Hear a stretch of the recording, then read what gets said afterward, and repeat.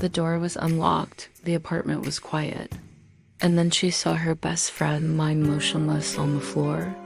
In 2012, University of North Carolina student Faith Hedgepeth was found in her off-campus apartment. The 911 call that followed is as heartbreaking as it is haunting. Welcome to Last Words Lounge, where every whisper tells a true story. On the night of August 18th, 2011, Faith Hedgepeth had an exciting evening planned. In shorts, and brush her curly red hair into a neat ponytail. Faith was tired, but excited about the new school year. She was studying to become a teacher and couldn't wait to get back into the classroom.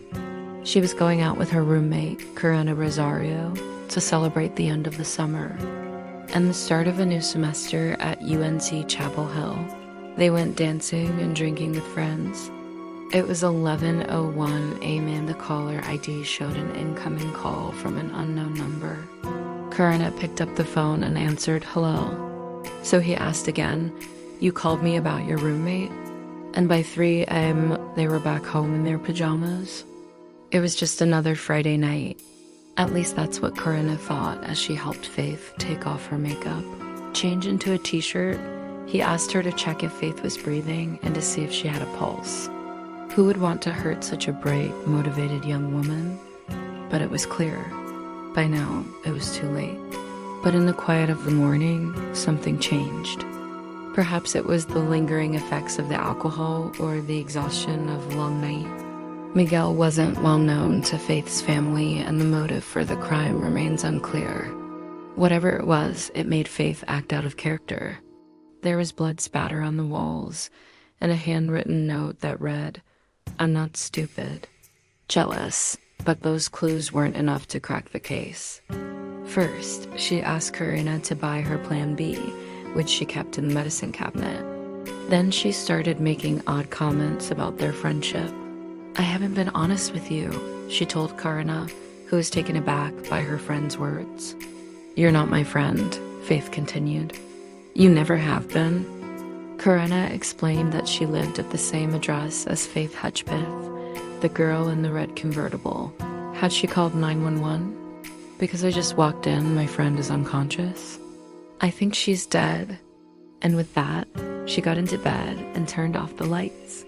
Corinna, confused and hurt, went to her own room. She tried to shake off the strange conversation and went to sleep.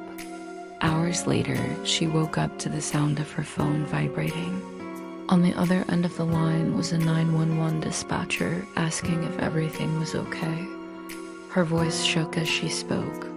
At first, the dispatcher thought that she was joking. "Yeah, I just got here," Corinna replied. "I don't know what happened."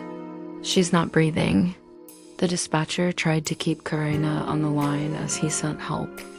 As sirens wailed in the background, Corinna could only watch and wait as paramedics rushed into the apartment and confirmed that Faith was dead. In the days that followed, friends, family, and the public searched for answers. What happened in that apartment that morning? As it turned out, the killer left behind a few clues. Forensic evidence was collected, but for years there were no matches. The case went cold. Then in 2021, nearly a decade later, police arrested Miguel Salguero Livares after matching DNA from the scene.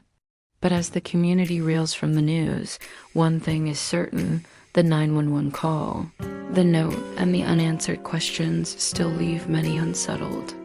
She went out with friends, she came home safely, and by morning, she was gone. This has been Last Words Lounge. Subscribe for more softly spoken true stories, real, haunting, and never forgotten.